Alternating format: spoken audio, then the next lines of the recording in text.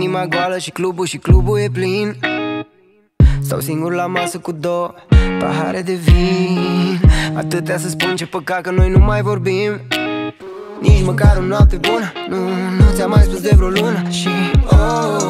Și dacă ai uitat de mine, gen ți-aduc aminte pe refren, da. Hai să-ți cânt acum să-ți amintești.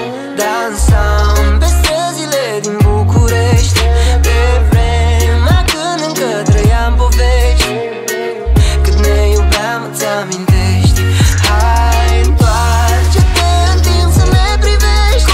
Dansam pe străzile din București, pe vremea când încă trăiam povești.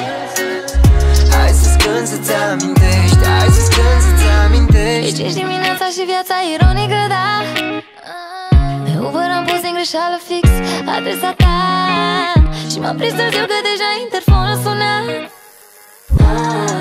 Și dacă ai uitat de mine, gen ți-aduc aminte pe refren. Hai să-ți cânt acum să-ți amintești. Dansam pe străzile din București, pe vremea când încă trăiam povești. Cât ne iubeam, îți amintești. Hai, întoarce-te în timp să ne privești. Dansam pe străzile din București, pe vremea când încă trăiam povești. Hai să-ți cânt să-ți amintești. Hai să-ți cânt să-ți amintești. Hai să-ți cânt să-ți amintești. Hai să-ți cânt să-ți amintești.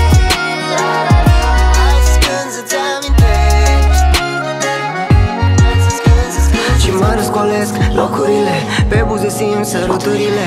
Orașul ăsta mă duce înapoi, oriunde mă uit parcă ne văd pe noi. Nu spune că doar eu încă simt. Ne întoarcem, să ne întoarcem în timp. În ultima seară mi-ai spus pe curând. Și dacă ai uitat, hai să-ți cânt.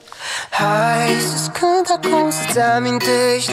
Dansam pe străzile din București, pe vremea când încă trăiam povești.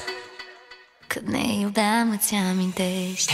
Hai, întoarce-te în timp să ne privești. Dansam pe străzile